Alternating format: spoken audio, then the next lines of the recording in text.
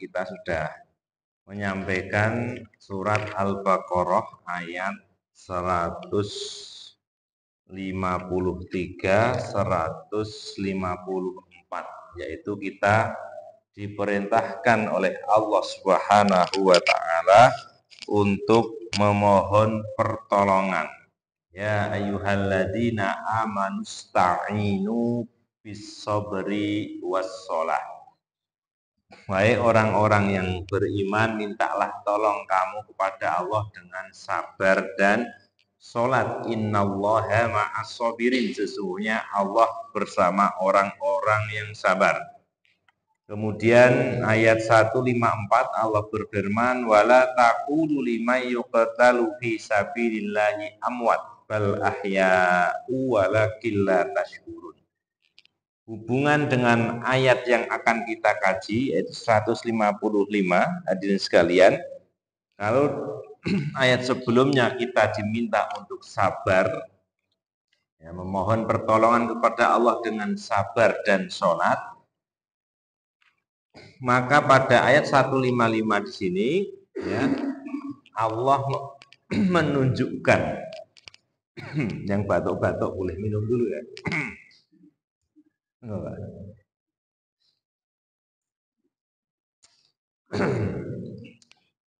Air putih juga boleh, ya enggak? Kuat kopi.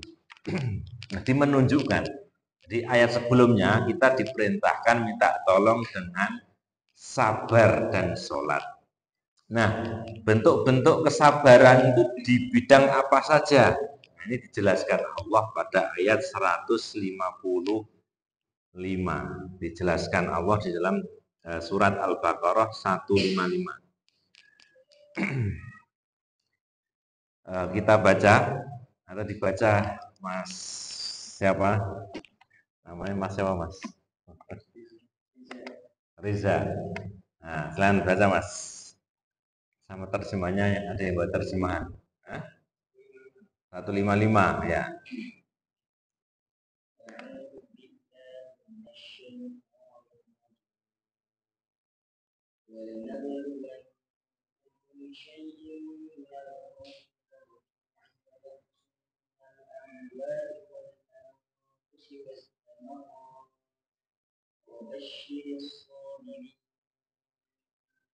الذين إذا أصابتهم مصيبة قالوا إنا لله وإنا إليه راجعون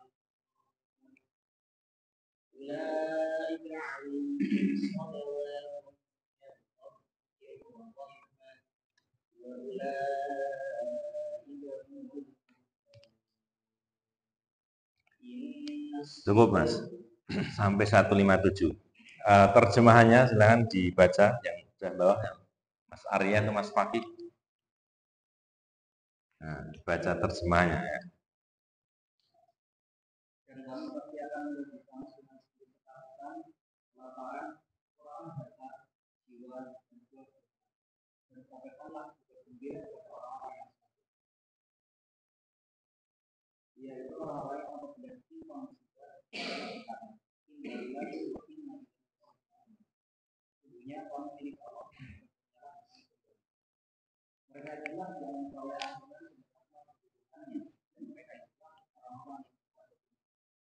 Baik ya, kita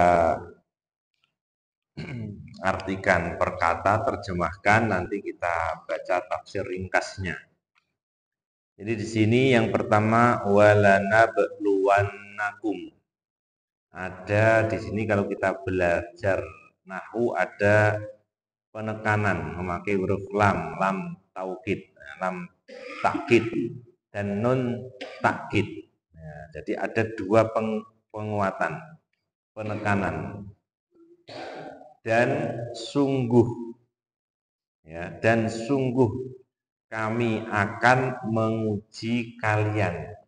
Jadi sungguh itu beda ya, bahasa Arab sama bahasa Indonesia. Kalau bahasa Indonesia sungguh-sungguh, nah, tapi bahasa Arab memakainya enggak pakai kata sungguh-sungguh, tapi pakai kata la sama nun tasjid. Nah, itu artinya ada dua penekanan, walanabluwannakum. Ya, sungguh kami akan menguji kalian. Jadi di sini Allah menginformasikan kepada kita ya bahwa ujian merupakan konsekuensi hidup. Walanabluwannakum. Jadi kalau kita nggak mau diuji, berarti nggak usah hidup. Nah, kalau kita siap hidup berarti siap diuji. Walanabluwannakum. Kum siapa? Kum di sini kalian orang beriman. Ya, yang dibahas ini kum adalah kita orang-orang beriman, tidak membicarakan selain orang beriman. Nah, jadi yang bisa kita pahami dari kata walanabluwannakum, sungguh kami akan menguji kalian adalah bahwa ujian hidup merupakan konsekuensi kita hidup di dunia. Ya. Jadi ujian adalah konsekuensi. Oleh karena itu hendaknya kita menyiapkan diri untuk sabar. Walanabluwannakum. Karena kita tahu bahwa konsekuensi hidup adalah kita akan mendapatkan ujian, nah, maka kita hendaknya menyiapkan diri untuk sabar. Karena sabar ini hukumnya wajib. Nah, sabar hukumnya wajib. Nah, nanti kita akan bahas ya. Yang pertama, walanabluwannakum. Nah, jadi hendaknya kita memahami bahwa kita hidup ini pasti akan diuji oleh Allah Subhanahu wa taala. Jangan pernah berpikir kalau hidup kita ini mulus terus, tidak pernah ada ujian, tidak ada aral, tidak ada rintangan. Itu namanya tidak hidup. Nah, kalau orang hidup pasti ada ujian. Ini informasi dari surat Al-Baqarah 155. Dilanjutkan bisyai'in. Bisyai'in dengan sesuatu yang sedikit, syai'. Jadi enggak banyak-banyak. Nah, jadi kita diberi kabar gembira sebenarnya di sini, bisyai'in. Dengan sesuatu yang sedikit. Nah, sebelum itu, kenapa kita itu diuji ya? Tadi perlu kita jelaskan. Kenapa Allah memberikan ujian kepada kita? Dijelaskan oleh para ulama ahli tafsir, salah satunya misalnya Ibnu Katsir ya, atau Syekh Asy'adi, itu untuk menguji mana di antara kalian yang imannya benar dan yang dusta. Nah, jadi perlu kita pahami kenapa Allah memberikan ujian kepada kita di dalam hidup ini. Karena Allah hendak menguji keimanan kita, mana yang betul-betul beriman, mana yang imannya dusta, ngaku-ngaku saja. Nah, karena sudah sunnatullah, antara yang baik dan yang buruk itu dipisah. Nggak bisa campur, ya, nggak bisa campur. Nah, maka harus diuji. Allah harus memberikan ujian. Bisyai'in dengan apa? Dengan sesuatu yang sedikit. Minal khaufi. Nah, ini yang pertama. Dari rasa takut ataupun ketakutan. Takut ini ada dua. Satu, takut yang sifatnya umum. Dua, takut yang sifatnya pribadi. Takut yang sifatnya umum adalah takut kepada musuh.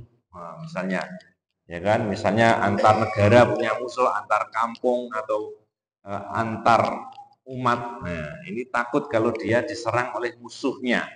Ya. Atau zaman dahulu pada zaman Rasulullah, ya kan, takut karena apa? Karena umat Islam, ya kan, waktu itu ketika ada di Mekah dimusuhi oleh orang kafir Quraisy, takut musuh. Ketika mau pindah ke Madinah juga takut nanti dikejar musuh. Itu adalah takut secara umum. Yang kedua, takut secara pribadi, artinya takut terhadap seseorang personal. Wah, saya kalau ketemu si A itu saya takut. Kenapa? Galak atau si A seringnya dia menzalimi orang atau menyakiti orang. Kemudian ada rasa takut. Nah, itu takut secara pribadi. Wala nabluwannakum bisyai'im minal khaufi. Dan semua orang pasti ada yang ditakuti, karena dengan ada yang ditakuti itu apa?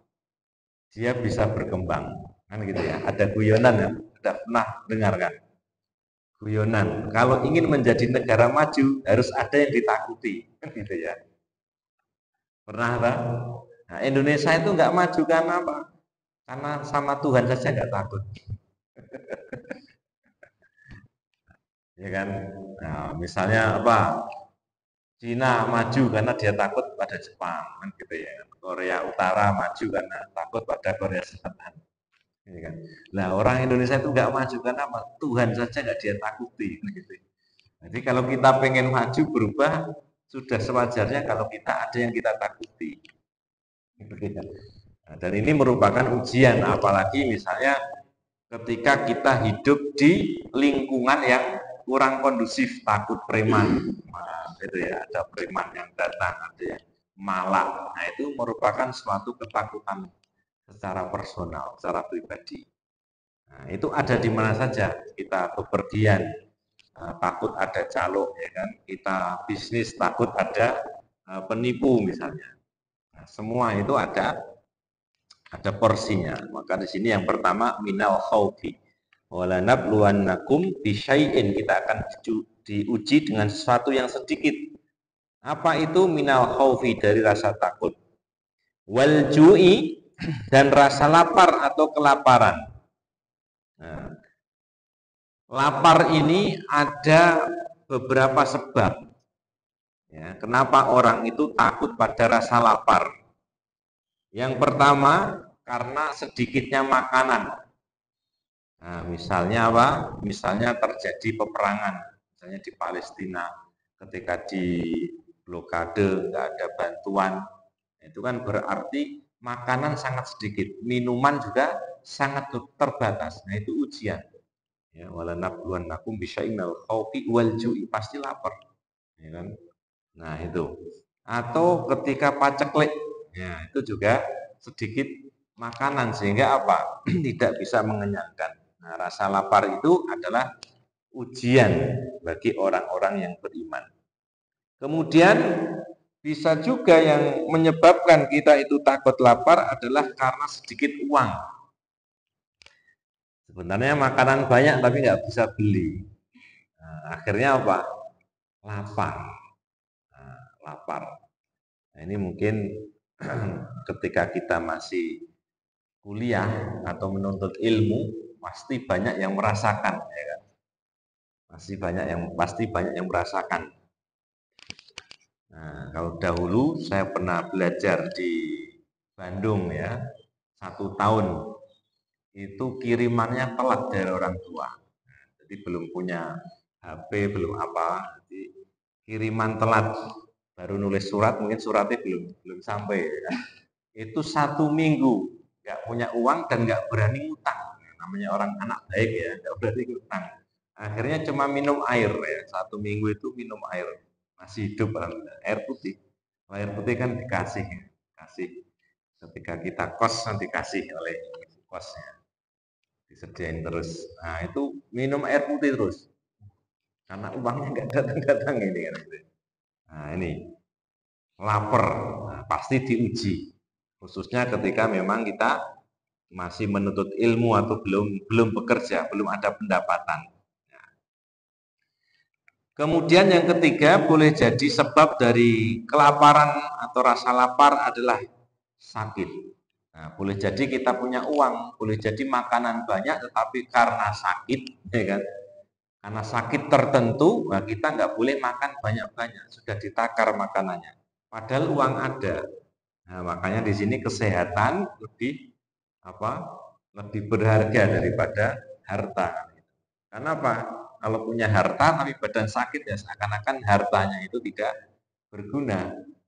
Dan itu banyak ya kan. Kalau kita lihat di rumah sakit kan nggak boleh makan ini, nggak boleh makan ini dan sebagainya. Wa naqsim minal walanabluwannakum bisyai'im minal khaufi wal ju'i. Ya, Rasa takut, kemudian yang kedua kelaparan. Kelaparan diantaranya disebabkan oleh 3 hal tadi. Kemudian wa naqsim minal amwali. Kata naqsin ini artinya segala sebab pengurangan. Naqsin, segala sebab yang menjadi membuat pengurangan. Wa naqsim minal amwali, dan kekurangan minal amwali dari harta. Jadi segala sebab yang menjadi pengurangan terhadap harta. Contohnya apa? Contohnya adalah terjadi musibah. Ya kan? Misalnya kita punya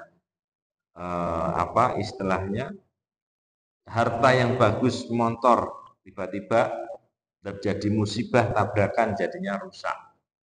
Ya kan? Akhirnya apa? Ya motornya nggak bisa dipakai misalnya, atau jadi jelek, atau jadi nggak enak. Nah, ada pengurangan terhadap harta itu. Atau karena hama misalnya, kalau para petani ya kan, menanam padi, menanam tanam-tanaman, ternyata ada hama, sehingga apa yang dia harapkan bisa panen dengan bagus berkurang hartanya, berkurang hasilnya. Kalau akhir-akhir ini harga beras mahal, nah ini petani makmur apa enggak sekarang? Harusnya ya, mudah-mudahan dengan beras mahal ini petaninya jadi kaya, bukan pedagang besarnya ya, tapi petaninya yang makmur. Wallahu alam ya. Kemudian bisa juga karena dicuri. Harta kita bisa berkurang, ya, bisa jadi karena dicuri. Nah, kemarin atau tadi saya melihat di media sosial itu ada parkir di toko buku, sebuah toko buku, lupa ngambil kuncinya, akhirnya hilang. Ya, parkirnya tidak dikasih nomor. Jadi memang ada orang pakai masker masuk, lihat-lihat, oh ternyata ada kunci yang menempel, akhirnya diambil, hilang. Mau pulang nggak ada motornya, belum ketemu sampai sekarang ya. Nah, jadi ini dicuri. Salah satu ujian wa naqsim minal amwali, jadi harta kita itu bisa berkurang, salah satunya karena dicuri. Atau dijelaskan oleh para ulama, salah satu caranya adalah dengan diambil oleh penguasa yang zalim. Kita punya harta, kemudian diambil oleh penguasa yang zalim, kan banyak misalnya, ya kan? Sudah harta kita, ya kan, beli dengan uang sendiri, ya kan, terus dipajekin, gitu ya. Beli motor sendiri, suruh bayar pajak tiap tahun, ya kan? Beli mobil, suruh bayar pajak. Beli tanah, suruh bayar pajak tiap tahun. Apalagi punya usaha, nanti kalau bentuknya PT atau apa disuruh bayar pajak penghasilan atau pajak perusahaan, ya kan? Pajaknya berapa? Itu harta apa kok diambil gitu kan? Oh, dalam Islam kan nggak boleh, ya kan? Nggak boleh ambil pajak, infak sedekah boleh, nyumbang boleh, ya kan? Nah, itu berarti apa? Ujian. Karena apa? Harta kita berkurang. Wa naqsim minal amwali. Kemudian wal angfusi, kekurangan jiwa. Nah, jiwa di sini mencakup dua, yaitu diri sendiri. Bisa dengan sebabnya sakit atau cacat. Nah, jadi kalau al-anfus yang kaitannya dengan diri sendiri, ya bisa jadi dengan kita sakit ataupun cacat. Atau al-anfus yang kedua ini adalah orang yang dicintai. Misalnya orang yang dicintai itu sakit, orang yang dicintai meninggal, orang yang dicintai mendapat musibah, meskipun kita tidak mengalami sendiri, tetapi apa, kita ikut sedih. Nah, itu termasuk al-anfusi ya. Wa naqsim minal amwali wal anfusi was samarat, buah-buahan. Nah, buah-buahan kadang banyak, kadang sedikit, kadang jadi, kadang tidak. Kan begitu. Bahkan buah-buahan kalau di Indonesia meskipun tanahnya subur menjadi sesuatu yang mahal. Nah, yang murah itu gorengan. Kalau buah mahal, makanya makannya kan nasi, lauk, tempe atau tahu, ya kan gitu. Ayam, buahnya malah jarang, ya kan. Padahal buah itu ya penting, sehingga disebutkan dalam doa Nabi Ibrahim dulu pernah kita bahas ya. Ya kan? Nabi Ibrahim salah satu doanya agar eh, dilimpahkan buah-buahan di Mekah sana. Baik, kita lanjut ya. Wabasyiris sobirin, dan berilah kabar orang-orang yang sabar. Siapa orang-orang yang sabar? Dijelaskan di ayat berikutnya, yaitu alladzina idza asobathum musibah, yaitu orang-orang yang ketika mendapatkan musibah, qalu, mereka langsung mengatakan inna lillahi wa inna ilaihi rajiun. Namanya kalimat istirja, ya kan? Inna lillahi wa inna ilaihi rajiun. Yang sesungguhnya kita ini milik Allah dan sesungguhnya kepadanya lah ya kita ini akan kembali. Nah, jadi dari sini alladzina idza asabathum musibah ya qalu inna lillahi wa inna ilaihi rajiun, kita bisa jelaskan tentang sikap manusia dalam menghadapi musibah. Ya, ada 4 sikap manusia dalam menghadapi musibah. Yang pertama adalah tidak sabar. Ya, ketika mendapatkan musibah yang kita sebutkan tadi, ya dia tidak sabar. Caranya bagaimana? Dia meronta-ronta, dia protes, dia tidak terima. Lah lagi metu sedelok wis tabrakan, ya kan? Naik motor baik-baik malah diserempet. Nah, itu kan tidak sabar. Kita meronta-ronta, protes, ya kan? Protes. Nah, itu tidak sabar. Kemudian yang kedua adalah sabar. Ya. Sabar artinya menahan dari tindakan atau ucapan yang menunjukkan tidak menerima takdir Allah.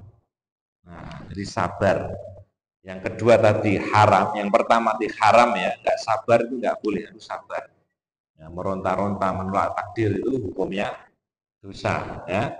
Kemudian yang kedua sikap manusia dalam menghadapi musibah adalah sabar. Sabar adalah menahan dari tindakan atau ucapan yang menunjukkan tidak menerima takdir Allah, dan ini hukumnya wajib.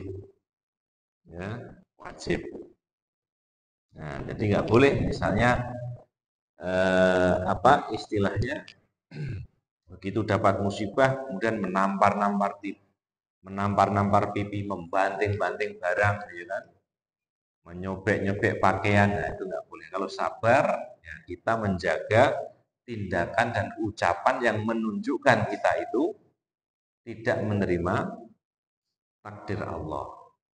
Nah, jadi kita jaga, kita tahan meskipun grundel ataupun di hati itu ada sesuatu, itu boleh-boleh saja, manusia saja, sedih dan sebagainya. Tapi jangan sampai menunjukkan ucapan maupun tindakan bahwa itu tidak menerima takdir Allah.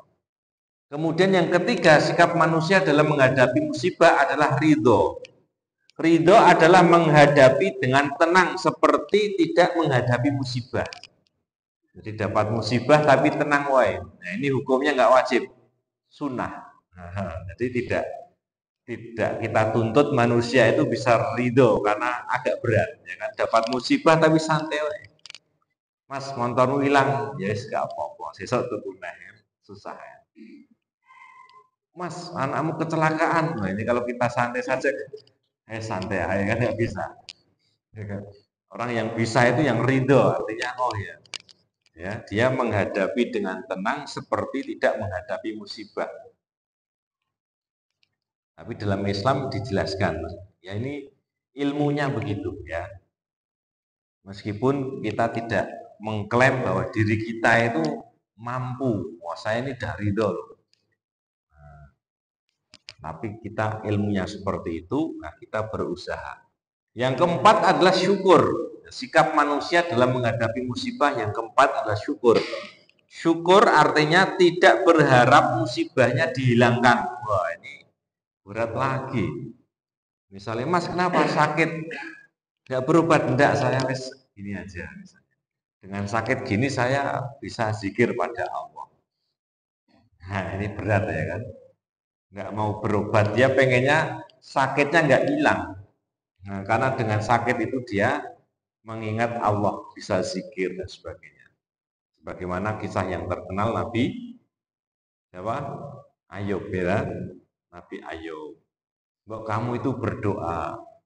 Nah, Nabi Ayub mengatakan, saya malu kepada Allah, ya, saya sudah diberi sehat sekian tahun, baru sakit sebentar saja sudah minta disembuhkan. Kan gitu ya. Nah, ini luar biasa ya. Jadi nggak sabar, ini dilarang, ya berdosa. Yang kedua ada sabar ketika menghadapi musibah, ini hukumnya wajib. Kemudian ridho, hukumnya sunnah, sudah di atasnya sabar. Kemudian yang keempat adalah syukur. Jadi ada 4 sikap manusia di dalam menghadapi musibah. Ya minimal kita berusaha untuk sabar. Syukur-syukur bisa ridho dan syukur. Nah, ini. Kemudian wabasyiris sabirin, ya, beri kabar gembira kepada orang-orang yang sabar. Ini dengan cara langsung mengucapkan kalimat istirja ketika kita mendapatkan musibah. Bukan ketika musibah sudah berlalu lama baru innalillahi wa inna ilaihi raji'un. Nah, tidak. Tapi begitu kita dapat musibah dikabari, Mas, misalnya ya kan, sepatumu hilang, innalillahi wa inna ilaihi raji'un. Ya, anakmu meninggal, innalillahi wa inna ilaihi raji'un. Kita langsung mengucapkan kalimat istirja. Nah, itulah orang yang sabar, karena di dalam hadis yang lain disebutkan bahwa yang disebut dengan sabar ya, ingda sodamatil ula, yaitu ketika awal kali hantaman. Berat. Nah, gitu ya. Misalnya ada orang dikabari anakmu meninggal ya, innalillahi wa inna ilaihi raji'un. Kalau nangis dulu ya, gimana sebabnya? Nah, baru mengucapkan nanti beberapa menit atau beberapa jam baru innalillahi, baru sadar. Nah, itu tidak sabar. Jadi sabar itu ketika terjadi musibah pertama kali, kita langsung bisa mengucapkan kalimat istirja, innalillahi wa inna ilaihi raji'un. Makanya kadang-kadang harus kita latih. Kadang-kadang kan kita, Pak, sudah tahu teman Bapak itu meninggal, siapa itu? Oh, nggak boleh. Harusnya innalillahi wa inna ilaihi raji'un. Kemarin masih sholat jamaah di sini, kemarin masih bersama, di innalillahi dulu. Ya. Atau tiba-tiba tahu ya di media sosial, loh ini kok ada kata-kata semoga masuk surga, diampuni dosanya. Kita tanya ke teman kita, ini apa sudah meninggal? Sudah, innalillahi wa inna ilaihi raji'un. Nah, begitu ya. Kadang-kadang kan kita kalau agak nggak kenal itu kan biasa saja. Atau orang yang meninggal itu agak jauh ya, dan biasa saja. Nah, padahal hendaknya kita langsung mengucapkan kalimat istirja, innalillahi wa inna ilaihi raji'un. Apa hikmahnya di sini? Kita mengucapkan kalimat istirja. Yang pertama, ketika kita mengucapkan kalimat istirja, itu hendaknya menjadi renungan kita, bukan hanya seperti ucapan. Jadi dengan mengucapkan innalillahi wa inna ilaihi raji'un, kita berharapnya itu bisa masuk ke dalam hati. Sesungguhnya kita ini milik Allah dan akan kepada Allah lah kita akan kembali mempertanggungjawabkan amalan kita. Jadi harapannya dengan mengucapkan kalimat istirja itu masuk ke dalam hati, kita bisa merenung. Kemudian yang kedua adalah bisa mengingatkan tujuan diciptakannya kita. Jadi dengan mengucapkan inna, sesungguhnya kita, lillahi milik Allah, nah itu bisa menyadarkan bahwa kita sebetulnya itu milik Allah dan tujuan diciptakannya ya untuk ibadah, nanti kembali kepada Allah, ya, mempertanggungjawabkan amalan kita. Kemudian yang ketiga, faedah yang bisa kita ambil dari kalimat istirja adalah bahwa pahala di sisi Allah itu lebih besar daripada apa yang diambil Allah ketika di dunia. Jadi misalnya uang kita hilang, dicuri orang, ya kan? Itu pahala Allah kalau kita itu sabar lebih besar daripada jumlah uang yang diambil. Begitu. Kemudian yang keempat, semua yang kita cintai di dunia ini harus kita sadari bahwa itu milik Allah. Diri kita yang kita cintai, kadang-kadang kita ujub bangga, itu milik Allah. Istri kita itu ya milik Allah, suami kita, anak kita itu milik Allah, harta kita, rumah, mobil, ya kan, pekerjaan ataupun uang ataupun gaji semuanya milik Allah Subhanahu wa taala. Jadi dengan mengucapkan kalimat istirja itu kita sadar bahwa semua yang kita cintai itu sejatinya milik Allah Subhanahu wa taala. Nah, itu ternyata dalam apa yang dijelaskan para ulama perkata, ya kan, kalimat perkata. Nah, ini saatnya kita sampaikan tafsir ringkasnya. 155.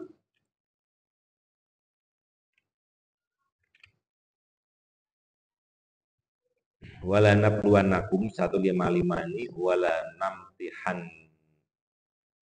wala namtahinannakum, sama dia menggunakan taukid 2, sungguh kami akan menguji kalian di anwa'in minal masoibi, dengan beragam musibah, dengan beragam cobaan, ya, kemudian dijelaskan bisyai'im minal khaufi min a'daikum, ya, dengan sesuatu yang kalian takuti, yaitu dari musuh-musuh kalian, takut terhadap musuh. Wabil ju'i, takut terhadap rasa lapar, likilati to'am, karena sedikitnya makanan.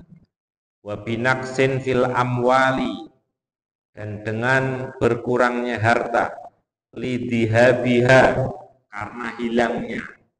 Nah, kita dijelaskan sebab dari harta itu berkurang adalah karena hilang. Au masyaqqatil husul alayya, atau susah di dalam mengumpulkan harta itu juga menjadi ujian. Jadi kan kita harapannya kan cepat punya uang, ya kan? Uangnya cepat banyak, cepat ngumpul, bisa digunakan untuk ini itu kan gitu.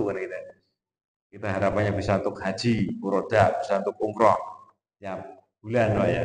Bisa untuk sodakoh, bisa untuk bangun rumah dan sebagainya. Nanti mobil, nah, tapi ternyata ketika mencari itu nggak datang-datang uangnya. Semakin dipikir semakin nggak ada uangnya. Stres, ya.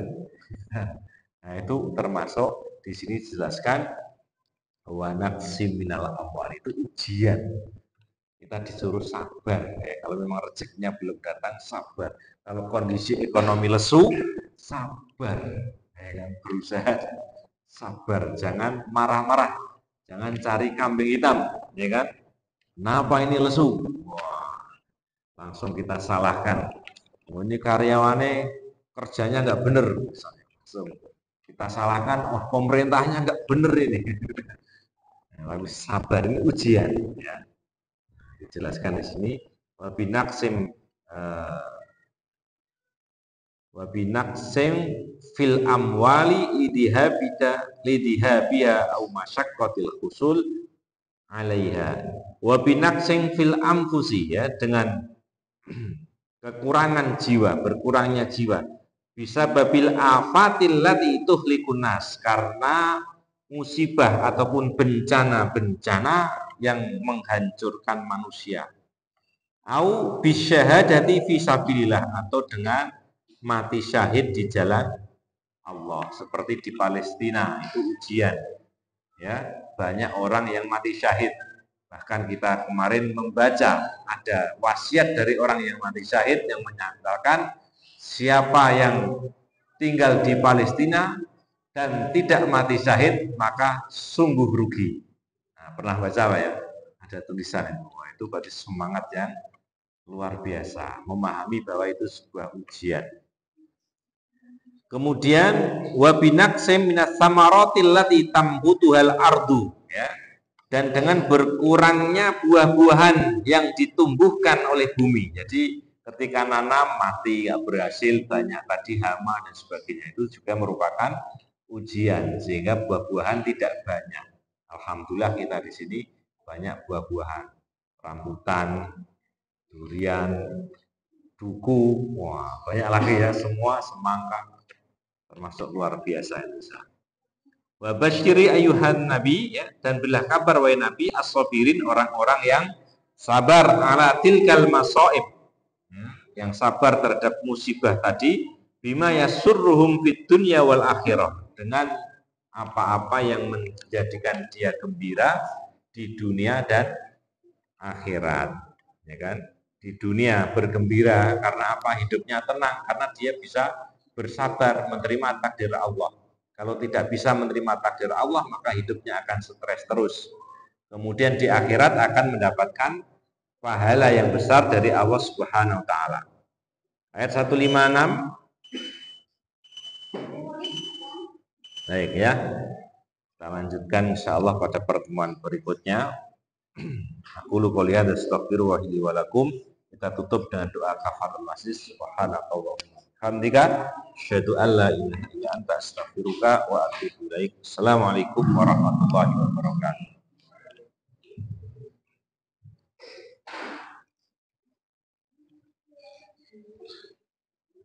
Bayan